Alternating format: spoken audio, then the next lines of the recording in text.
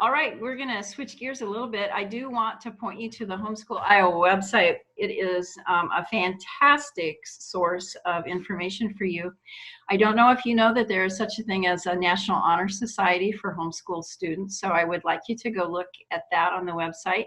Also, there is a lot of information about Senior Year Plus. That's the post-secondary education option. That is Iowa, and there's paperwork to do with that and qualifications, so you need to look that through. Also, we have information there about parent-taught driver's ed, which is something newer to homeschool world in Iowa that we can do now. And then if you join Homeschool Iowa, there are lots of templates and resources that you can use, and I think even transcript templates and lots of other extra resources. So I would highly encourage you to join Homeschool Iowa.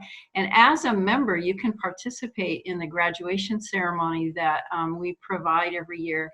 And I had two children who both graduated through the Homeschool Iowa ceremony. And I have been to a lot of graduations through the years. And I have to say that it is very moving and it's very personal. The parents engage with their children up on the stage, and you pre-write sort of a message, maybe a charge to your children. And it's a very beautiful moment. And I think that's worth the membership, just to be able to do graduation. So that's something else that you should look at on our website. And I think that's it. And so we're going to go in a little bit different direction. We would like to share with you what we personally used for high school history and high school science. So we're just going to kind of go around in a conversation here and share briefly about that. And if you have questions about anything that we're sharing today, you can find us also on the website under the resources tab. And it says regional representatives, so we're really easy to find. So Teresa, let's start with you. What did your family do for high school history? My family tends to really like to read. I used Sunlight curriculum at one point in their homeschooling. We weren't working strictly with that. So when it got to be high school, I sort of made my own that was Sunlight-esque, where I would follow, like, say we're going to do American history. I happen to love history, so I've had a pretty good handle on what we were doing. And then I would find some fiction and some nonfiction and just did my own research to find some good books. And so basically, I think with history, I kind of made it up. Made up my own. There were one or two kids who took a history course as in a community college, but generally it was things that we just found interesting. Okay, how about you, Anne? I'm with Teresa. We used Sunlight because we love to read, but I modified it a lot. We would do field trips. Most of my kids were swimmers. They were all swimmers for a while. So when we would go to swim meets, it was also school time. We went to Brookings, South Dakota for a swim meet. So we went over to DeSmet and we visited the Laura Ingalls Wilder stuff while we were there. And then we read Laura Ingalls Wilder books, to add, to that kind of stuff. I tried to add hands-on stuff wherever I could into the history. With doing activities that I had researched. Here in Sioux City, we have Lewis and Clark reenactments several times throughout the summer. Ottawa, just south of us, has one, and Elk Point, just north of us, has one. And so we would go to those and talk to the people and participate in that kind of stuff. And then we also would watch movies that went along with the books, or like when we read Johnny Tremain, then we watched Johnny Tremain. But sometimes I would just find other movies that were about that same time period. And so the one exception that I would say that we did was when they got to be a senior, they took a government class, and I used either Abeka or Bob Jones.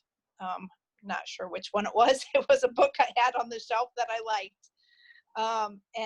And then I always most of the time we did government as at their senior year, but there was a year or two we did it as a junior year because it happened to be an election year.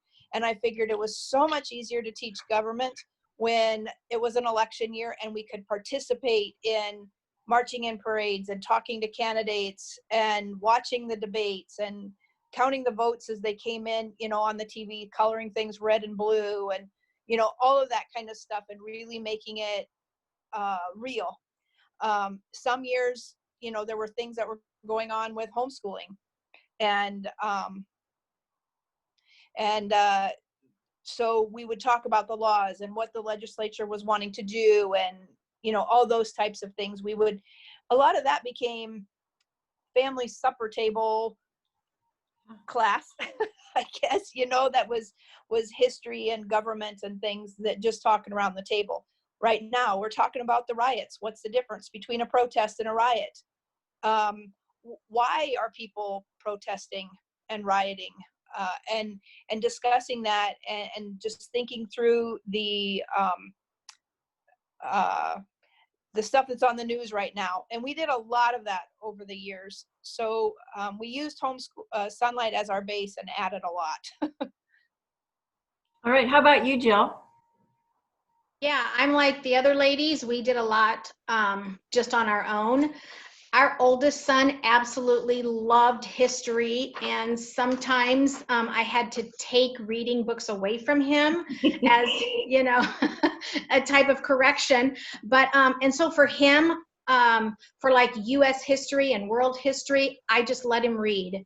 I felt like if I gave him a textbook, it would kind of take away his love of learning history. And so I just let him read. I kept track of what he read and then gave him credits for that.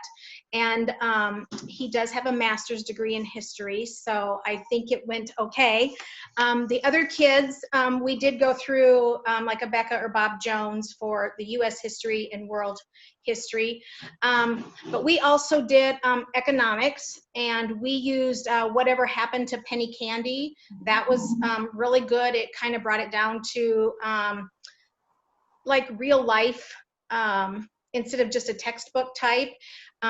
But two things, and I actually brought them with me to show that I think is important for every teen to go through, and especially if you're a Christian. The first one is understanding the Constitution and also Constitution literacy. So our kids did do that as part of their history, and then also worldview things, understanding the times, thinking like a Christian, those kind of go along with those two. And yes, we're a political family, so we do a lot with politics, and so we were involved in local politics. Our kids were very involved in maybe parades. Our oldest son especially, who actually is in politics now as well, loved that, and so he wrote letters. We went to rallies, just a lot of that hands-on for a government credit. So yes, don't feel like, and please don't tie yourself down to a book that you have to read, because we all know it's boring. So get out there, get some hands-on, think outside the box, just find some fun things to do for those credits. Great, thank you, Jill. Yeah. My family was a Living Books family. We were introduced to Living Books by using Konos unit studies in elementary school. Mm-hmm. And about the time that my kids were hitting late junior high, high school, Truth Quest History came out as a curriculum.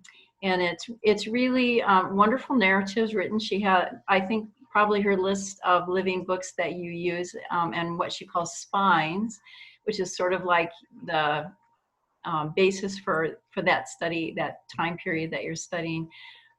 Really was a great segue for us from using Konos. And she also has mixed worldview into that. So there was a lot of that. And then she gives you some writing prompts to do. And you could add map work or all kinds of things to that. But that continued that Living Books path that we were on. But I have to tell you a funny story. When my daughter was, a junior in high school, and she was my most avid reader of my two kids. And she said, Mom, couldn't I just have a textbook for American history? And so I tried not to let my heart being broken show, because I'd been such a diehard Living Books mom. But I found her, I think it was in a Becca American history textbook, and she gobbled it up. She loved it. So sometimes you have to go with the flow, and I learned that when she was that age. So anyway, we're glad that we could share with you about that, and we hope that that gives you some food for thought.